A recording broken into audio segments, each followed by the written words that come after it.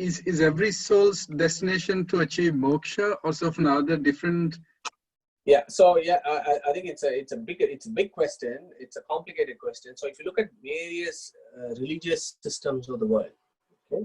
So let's take Christianity for example. Let's take the Christian theology. Christian theology is you have a judgment day.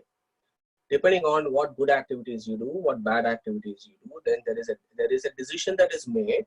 So if you have done good activities, and then okay, fine, you go to heaven.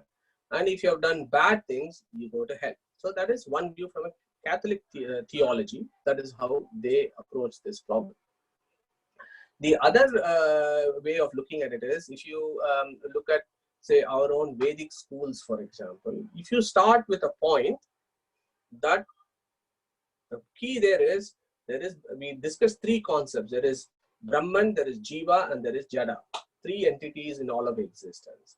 So the first understanding there is, what is the relationship between Brahman and Jiva? Okay. If, for example, the scheme divides into two. If you are different from Brahman, there is a view. If you are same as Brahman, there is a view. Okay. If you are different from Brahman, and you as a Jiva, as an atomic entity, is distinct and different, eternal, uncreated, will always exist forever, then there are two ways of looking at it, three ways of looking at it. One view is all the souls are eligible for liberation. So that is a utopian great view of saying we are all there, our final destination is liberation, we go towards liberation. All souls, there are infinite souls, we have somehow come into samsara, we should go back to our original destination. So all souls achieve moksha. That is one view. There is the other view which says, look guys, this is complicated. If all souls are the same, if they are all going to be going to liberation, how do you account for inequality in this world? How do you account somebody is good, somebody is bad, somebody is rich, somebody is poor? How do you account for that? That is a problem. If all souls are the same, why is all souls not good? Why are all souls not rich? Why are all souls not beautiful? No, we are seeing differences everywhere in the universe. Every leaf is different, every atom is different from another atom, every subatomic particle is different, everything seems to be different from everything else, seems to be the nature of the universe and nature of creation and nature of existence. Why should it be different for jivas? So there is another view there saying that each jiva is different. So there are two views there. So if you take everybody is the same, everybody goes to moksha. But if you take each person is different, then there is a three classifications of souls. Predestination of souls, which is very similar to the Catholic view. The Catholic theology also has predestination of souls. They either go to heaven or they go to hell. Similarly, there is a predestination of souls in the second view. Some will be eligible for moksha, some will be eligible for andha tamas, and some will be eligible to be constantly in the cycle of samsara. So that is the second view. The third view is, if Jiva and Brahma are the same, Jivo Brahmaiva na paraha, if both of them are the same, then there is actually no liberation or no moksha.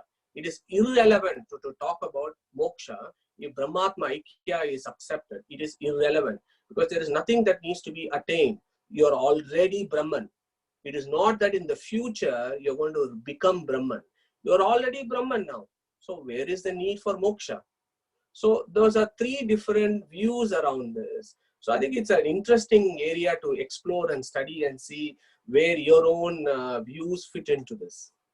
Right, right. Thanks, and you could probably use that example with the tree showing actually two birds. I guess if there's only one bird, then it's Atma and Paramatma, so both. Yeah, so yeah, you're right, Nandesh. So what I have not described there is, I haven't gone into the Sanskrit etymology and grammar. I haven't gone into Niruktam and I haven't gone into Vyakarana. So let me go to that one. So it says Dwa Suparnau. That is the word. Dwa means two. Suparnau. Now in Sanskrit means two. It's also a Dwandwa. Okay, so this verse is saying two super now. Super now means two species. So this verse is clearly saying there are two different species of birds. One is the supreme being, who is a different species, and the second one is the jiva, who is a different species. So all those nuances come in at that point where all the Vedantic philosophers debate and spend and waste their time on. But essentially, this is where the basic is, and you just work out what works for you and what you feel is appealing to yourself. So, but the way I would conclude this particular question is, philosophy should not be given with a sugar-coated pill. Yeah, philosophy is a very hard player. It really plays a hard game here.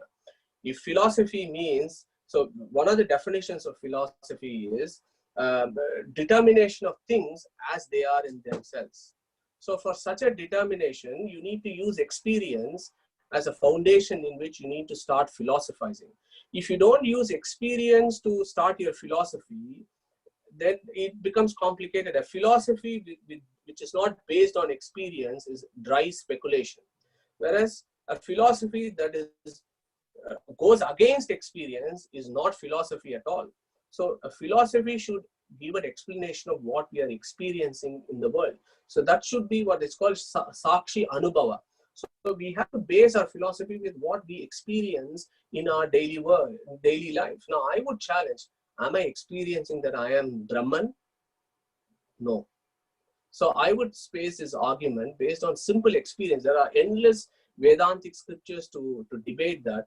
I am not experiencing I am Brahman, full stop. So I cannot be Brahman. So now I'll move on and make further assessments. That would be my approach, but others may have a different approach. Thank you, Nandesh. Yeah, excellent. Thank you. Thanks, Mother. Thank you. HinduKnowledgeAcademy.com will celebrate Vedic culture and present its philosophies to the modern Hindu in an accessible format.